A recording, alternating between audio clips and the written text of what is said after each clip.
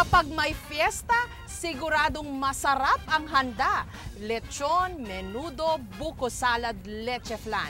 Pero papaano kung ang handa, exotic food, katulad ng mga hayop sa gubat at mga insekto? Kasabay ng paglubog ng araw, sasabak na ang grupo nila Melva sa isang kakaibang misyon. Diretso na agad sila sa gitna ng taniman. Yes, ito. Dito na nila itinali sa magkabilang tangkay ng puno ang kanila raw secret weapon. Ang kedeng o balat ng puno ng aratiles na siyang kakapitan ng kanilang target, ang mga abal-abal o salagubang. Ito yung salagubang, hinuhuli namin ito para may makain pang ulam.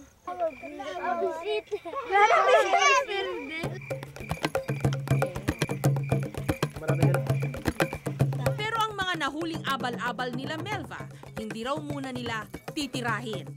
Sa first Grand Amungan Festival ng Nueva Vizcaya, bahagi nito ang What What Food Festival, kung saan maghahanda ang bawat bayan ng Nueva Vizcaya ng ipinagmamalaki nilang mga pagkaing exotic. What ibig sabihin po noon yung consecrated na karne, lahat po ng mga dating kinakain ng taga Tribo Vizcayano, yung mga lizard, yung mga abal-abal, yung mga exotic food, yun ang ipiprepare. Maya-maya pa, inihanda na ni Melva ang kanilang pambato. Una munang tinanggalan ng paa at pakpak ang salagubang.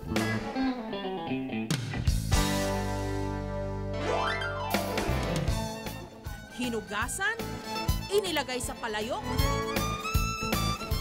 pinakuluan, iprinito.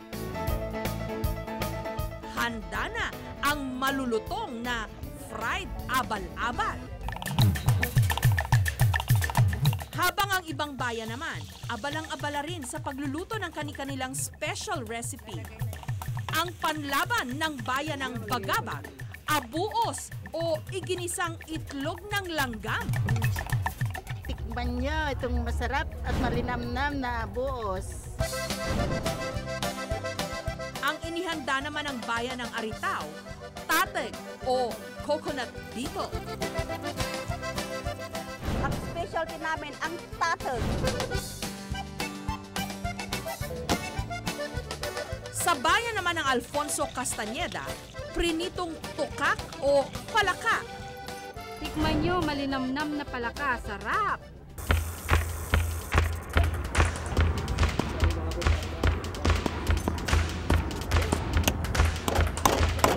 Ang bayan naman ng Kasibo, Banyas o Bayawak. 85% ng lupa ng Nueva Vizcaya binubuo ng mga taniman at bundok. Dito naninirahan ng mga hayop at insekto.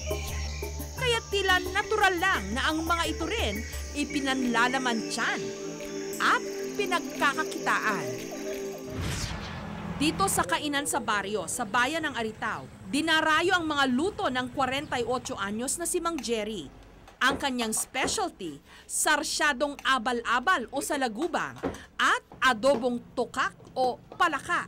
Naisipan kong magluto ng palaka dahil alam kong kami lang ang magluluto mo.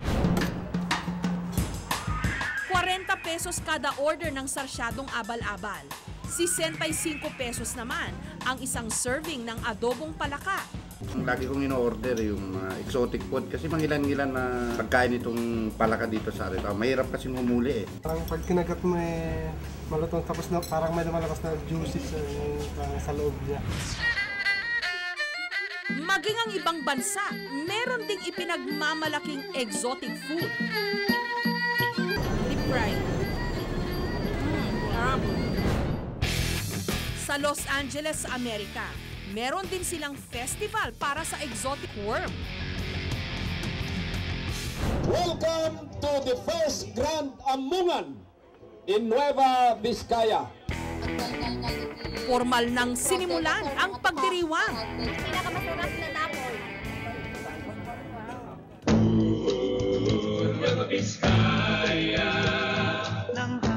Minamalas din ng iba't ibang mga tribo ang kani-kanilang mga sinaunang sayaw o tribal dance.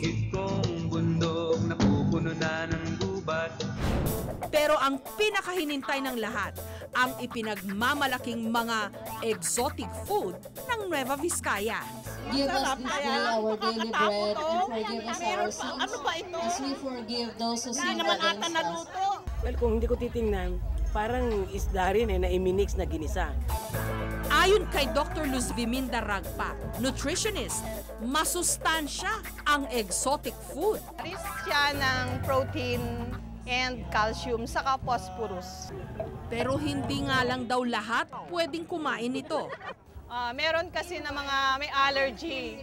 Kaya medyo pag tinikman natin, huwag munang masyadong marami. Konti-konti lang. Pero ang mga animal advocates, may panawagan at pakiusap. Ang panalangin lang namin dyan is humane ang pagkakapatay, yung hindi nagsasuffer. Kasi kahit na insektong maliit, may pakiramdam. Paalala rin po, sa Republic Act 9147, ipinagbabawal ang panghuhuli at pagpatay sa mga hayop na itinuturing na endangered, katulad ng usa, bayawak at sawa. Siguro nung unang panahon, maaring traditional yon nung marami pa sila. Pero kung may ebidensya, meron tayong pag-aaral na konti na lamang sila, pati yon ipagbabawal natin. Hindi pa naman endangered yung mga ibang species na yon. But we will be establishing culture to sustain itong ating Wat-Wat Festival. Samantala, para malaman kung ano ang pinakapatok sa mga exotic food na inihanda, ipinatikim namin ang samut-saring mga putahe sa iba't ibang mga tao. Langgam, siwang po na.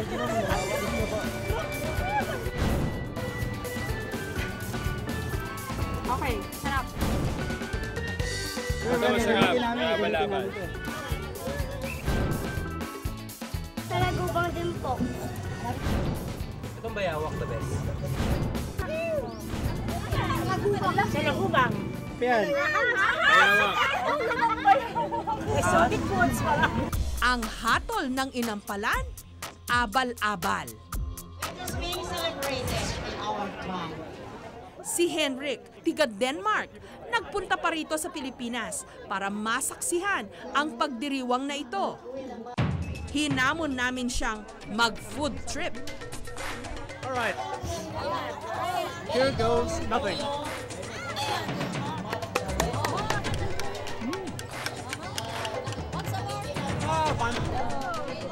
This is gonna be my main challenge on this journey.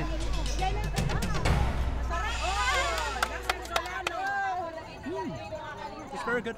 It was a great experience. I hadn't expected that it would actually taste good, but especially the beetles, and that was a surprise. They're very good, very crunchy, and if you just told yourself that you were actually eating something else, then it was a good kind of food. Kung sa ibang mga lugar, ang mga insekto at iba pang exotic food pinangingilagan, dito sa Nueva Vizcaya, ang mga ito'y ipinagmamalaki at ipinagdiriwang pa. Bakit nga naman hindi? Gayong sagana ito rito at natural na natural. Thank you for watching, mga kapuso. Kung nagustuhan niyo po ang videong ito, subscribe na sa GMA Public Affairs YouTube channel. And don't forget to hit the bell button for our latest updates.